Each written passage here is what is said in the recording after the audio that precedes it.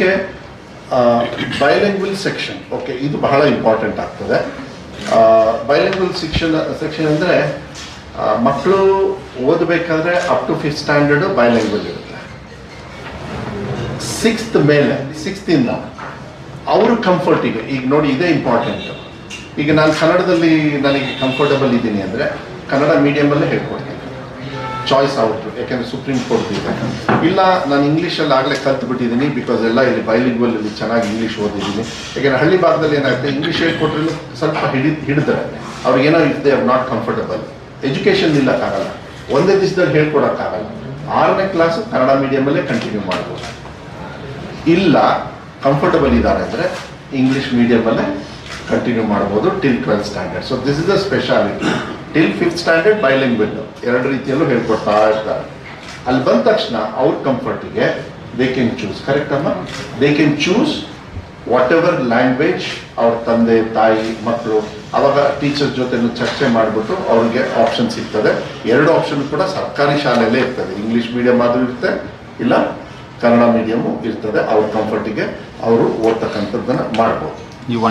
ಮಾತ್ರ ಇಂಗ್ಲೀಷ್ ಇರುತ್ತೆ ಅಲ್ಲ, LKG UKG ಇಂದ 5ನೇ ಕ್ಲಾಸ್ವರೆಗೂ ಬೈಲಿಂಗ್ವಲ್ ಎಲ್ಲ ಕಡೆ. ಯಾಕೆಂದ್ರೆ ಏನಾಗ್ತದೆ, ಹಳ್ಳಿ ಕಡೆಗೆ ಒಂದೇ ಸತಿ ಇಂಗ್ಲೀಷ್ ಮೀಡಿಯಮ್ ಅಂದರೂ ಕೂಡ ನೀವು ಇಂಗ್ಲೀಷ್ ಹೇಳ್ಕೊಡಕ್ಕೆ ಹೋದರೆ ಸ್ವಲ್ಪ ಕಷ್ಟ ಆಗುತ್ತೆ ಮಗು. ಅದನ್ನು ಸ್ಟಡಿ ಮಾಡಿದಾಗ ಎರಡರಲ್ಲೂ ಹೇಳ್ಕೊಡ್ಬೇಕಾಗುತ್ತೆ, ಈಸಿ ಆಗುತ್ತೆ. ಒಂದು 5ನೇ ತಾರೀಕಿಗೆ ಕರೆಕ್ಟಾಗಿ ಅವ್ರು ಡಿಸೈಡ್ ಮಾಡ್ಬೋದು, ನಾನು ಇಂಗ್ಲೀಷ್ ಮೀಡಿಯಮ್ಗಾದ್ರೂ ಕಂಟಿನ್ಯೂ ಮಾಡ್ಬೋದು, ಕನ್ನಡ ಮೀಡಿಯಮ್ ಆಗೋದು ಕಂಟಿನ್ಯೂ ಮಾಡ್ಬೋದು. ಓಕೆ, ಸೊ ಆಮೇಲೆ ಸಪ್ರೇಟಾಗಿ ಹೇಳ್ಕೊಡ್ತಾರೆ. ಅದೆಲ್ಲ ವ್ಯವಸ್ಥೆ ನಾವು ಮಾಡ್ಕೊಡ್ತೀವಿ, ಏನೂ ತೊಂದರೆ ಇಲ್ಲ. ಓಕೆ, ಅಫ್ಕೋರ್ಸ್ ಏನಾಗ್ತದೆ, ಇಂಗ್ಲೀಷ್ ಮೀಡಿಯಮ್ ಅಂದ್ರೂ ಸ್ವಲ್ಪ ಬ್ಯಾಕಪ್ ಅಂದ್ರೆ ಅವ್ರು ಕನ್ನಡಿಗರು ಇರ್ತಾನೆ, ಬಟ್ ಇಂಗ್ಲೀಷ್ ಮೀಡಿಯಮ್ ಓದಬೇಕು ಅಂತ ಆಸೆ ಇರುತ್ತೆ. ಇಲ್ಲ ಆಗಲ್ಲ, ನಾನು ಕನ್ನಡ ಮೀಡಿಯಮಲ್ಲೇ ಓದಬೇಕು ಅಂತ ಹೇಳಿ ಕನ್ನಡ ಮೀಡಿಯಮಲ್ಲಿ ಅಲ್ಲೂ ಬೇಕಾದ್ರೆ ಇಂಗ್ಲೀಷ್ ಹೆಲ್ಪ್ ಮಾಡ್ಬೋದು. ಯಾಕೆಂದರೆ ಟೀಚರ್ಸ್ ರಿಕ್ರೂಟ್ಮೆಂಟ್ದು ಕೂಡ ಇನ್ನೇನೇನು ಆಗ್ತಾ ಇದೆ ಅದೆಲ್ಲದೂ ಕೂಡ ಸ್ವಲ್ಪ ಇಂಗ್ಲೀಷು ಕನ್ನಡ ಗೊತ್ತಿರೋರೇ ಎಲ್ಲರೂ ಬಂದಿರ್ತಾರೆ, ಇವಾಗೆಲ್ಲರೂ ಕಲ್ತಿದ್ದಾರೆ. ಆಮೇಲೆ computer training will start from 1st standard in KPS schools. ಯಾಕೆಂದರೆ ಈಗೆಲ್ಲ AI ಬೇಸ್ಡು, ಕಂಪ್ಯೂಟರ್ ಇರಬೇಕು, ನಾಲೆಡ್ಜ್, ಕಾನ್ಫಿಡೆನ್ಸ್, ಲೀಡರ್ಶಿಪ್ ಬೆಳೆಯುತ್ತೆ. ಇದೆಲ್ಲ ಹೆಂಗೆ ಗೊತ್ತಾ, ಟೆಕ್ನಾಲಜಿ ಅಂದ ತಕ್ಷಣ ಹೆದರು ಬಿಡ್ತಾರೆ ಕೆಲವರೇ, ಬೇಡಪ್ಪ ಅಂತ. ನಮ್ಮನೇಲಿ ಎಷ್ಟೋ ಜನರು ಇದ್ದಾರೆ, ಆಳುಗಳು ನಮ್ಮ ತಂದೆಯವ್ರ ಜೊತೆಗಿದ್ದವರು. ಕಂಪ್ಯೂಟರ್ ಲೇಟೆಸ್ಟ್ ಕೊಟ್ಟಿದ್ದೀನಿ, ಆನ್ ಮಾಡೋದು ಗೊತ್ತಿಲ್ಲ, ಆಫ್ ಮಾಡೋದು ಗೊತ್ತಿಲ್ಲ. ಅವ್ರು ಕಲೀಲಿ ಅಂದ್ರೂ ಕಲಿಯಕ್ಕೆ ಹೋಗೋದಿಲ್ಲ, ಯಾಕೆಂದರೆ ಅವ್ರ ಮೈಂಡ್ ಸೆಟ್ ಆಗಿರ್ತದೆ.